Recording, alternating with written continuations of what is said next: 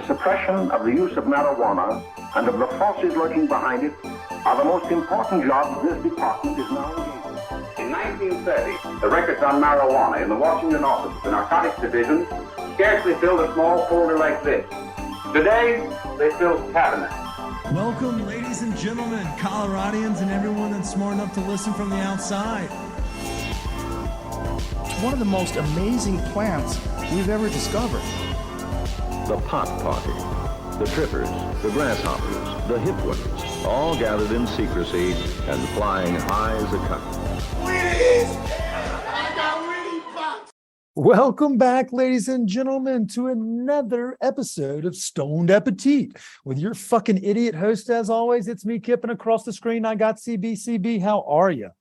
I am doing fantastic, better than normal.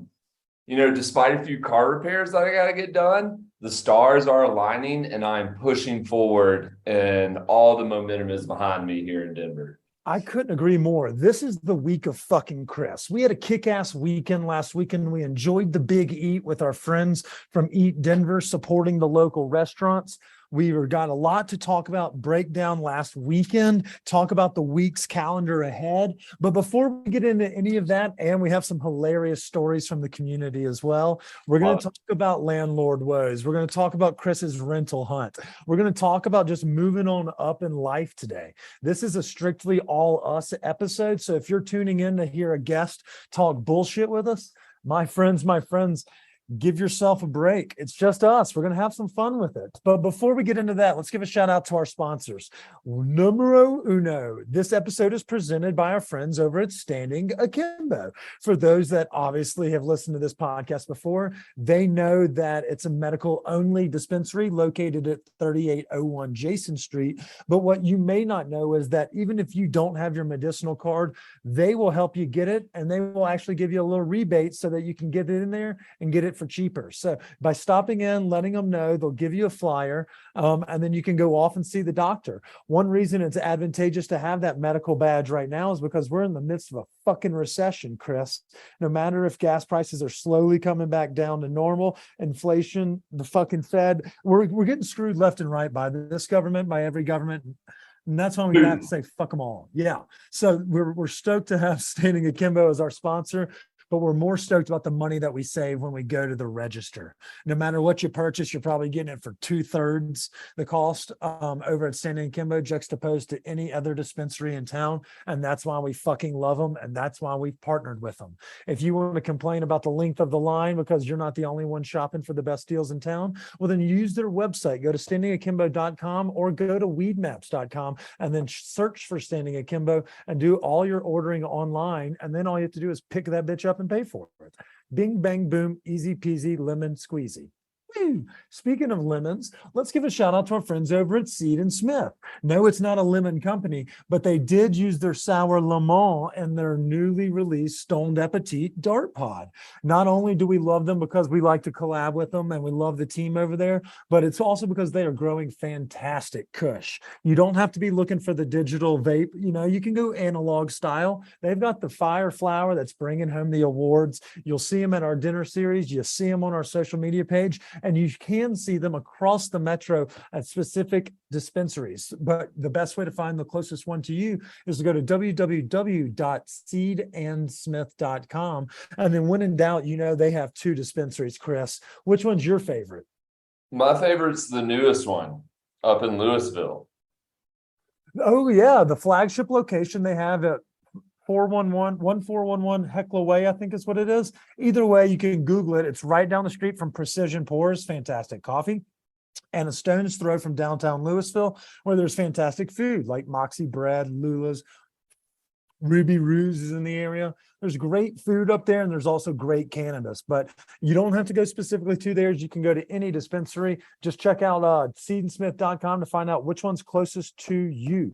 And then our last one, because we don't have a guest interview, I want to give a shout out. Chris, I pulled my back doing some really serious physical labor this weekend. And rather than getting back on that opioid train, I love a good cortisone shot as much as the next NFL athlete. But just for daily issues, this Eden extracts, their solventless has been a beautiful remedy for my pain management. That combination with a little dialed in gummy in the morning, similar to how you were talking about that 50 milligram edible that sent you to the moon for your COVID, I guess, recourse. I would say that me using this vape pen, either it gets me so high I forget that my back is fucked up, or it's actually got pain beneficial remedies. I'm not a doctor, but I am a stoner. And so I will say that I feel better after smoking that Eden cartridge. And you can grab those over at our friends Callie's Cannabis, Starbuds, and other locations around the metro. Whew.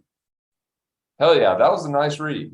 Thanks. I'm exhausted now. So give me a little rundown. What'd you do last weekend since I saw you at the Big E? Well, I guess let's kick it off with now the fact that I'm basically a local celeb.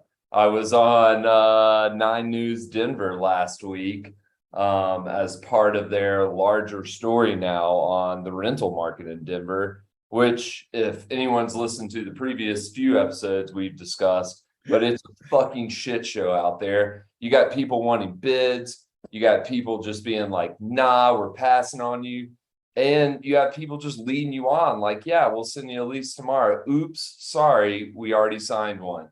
So it's just a mixture of just, putting up postings, taking them down, charging more. It's just a fucking nightmare.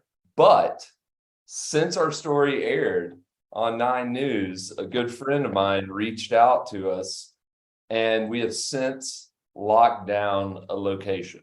You were on 9 News or the Denver channel? Is it Denver?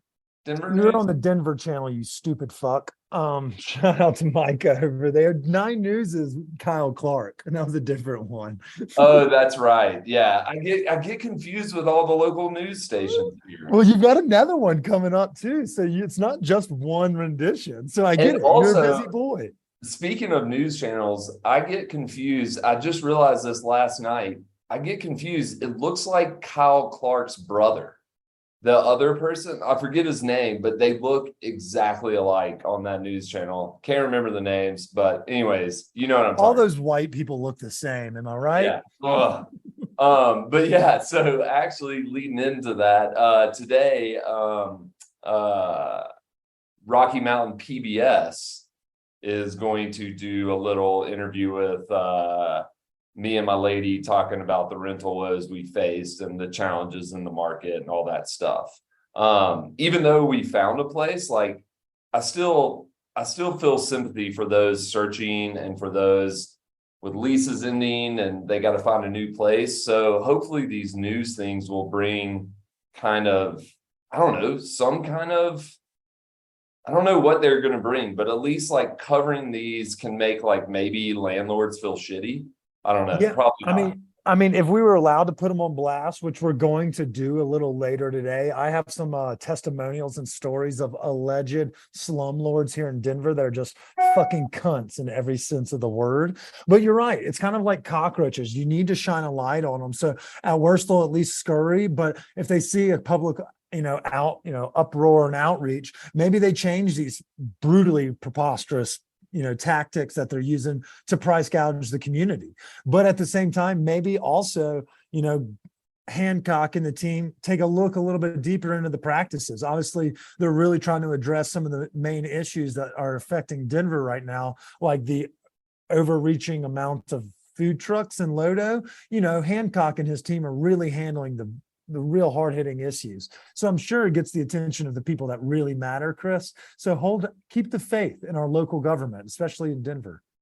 Right. And what I'm outraged at too is like, there are some listings out there where the price matches the listing, but there's others where you walk in there and it's just fucking like needs to be painted, needs new appliances. And yet like these places are still trying to charge like, oh, well, you're living in Denver, look at this great space, but you're sitting in a shitty building.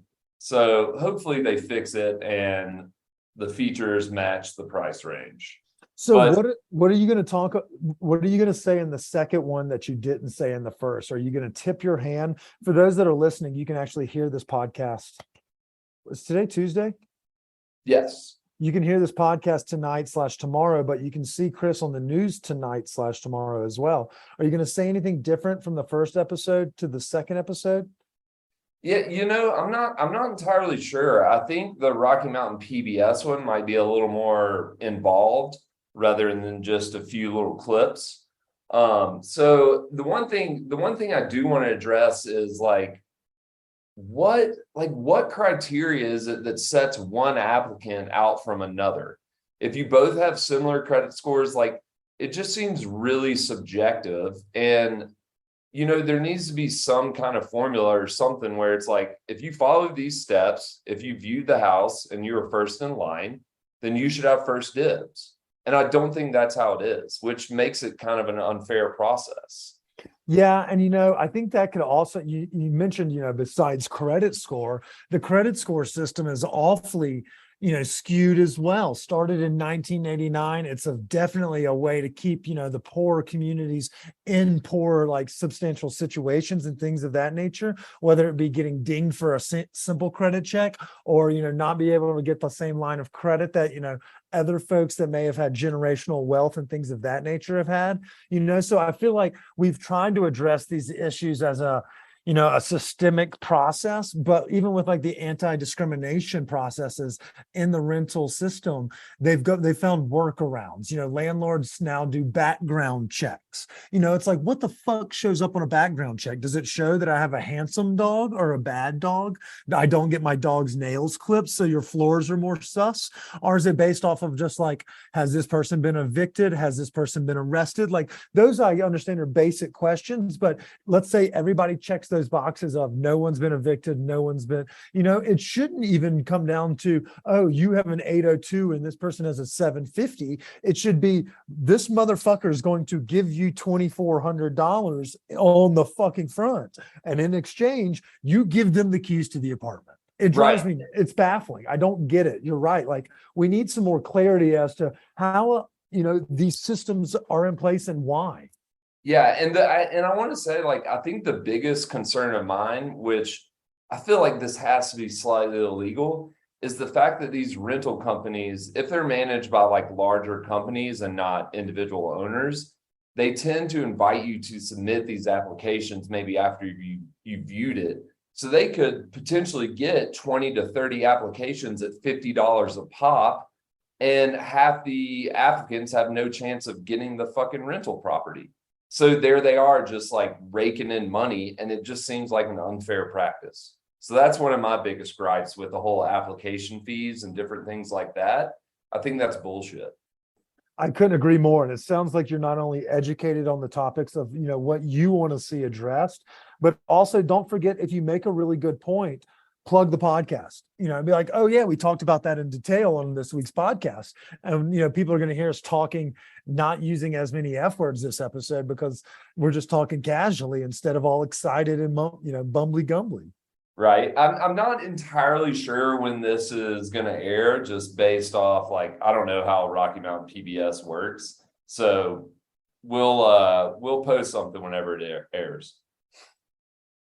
Whew, yeah, we will. And I apologize, I didn't post the last one. You and I were catching a fade at the Big Eat when you went viral. So now that makes it Axios, Reddit, local Denver channel, the Denver channel. Shout out to Micah. We love you. Thanks for everything. And it's great seeing you. And then now Rocky Mountain PBS. Heavens, Chris. Next thing you know, you're going to be in the New York Magazine with Jeremy and Jacobowitz. Or Sesame Street. Maybe I'll come in there and talk about rental problems. Dude, if you go on Sesame Street, be well, I'm going to be living with fucking Oscar if things don't change here soon. Nobody wants that. Well, I mean, it's obviously, yeah, you have a new place. You got lucky with, you were on the news. That is a benefit of, I guess us having a social and a podcast that people listen to and look at, but not everyone has that luxury, but at the same time, that's not where your good fortune stops. Right. You quit your job Friday, didn't you? Again? Yes. Before moving on to that, I suggest people looking out for rentals and stuff, reach out to contacts, talk to your friends, talk to people at work, let them know. I mean, you have no idea how many people know other people who rent properties or something like that. So that can really help you narrow your search. But yes, last week I received 2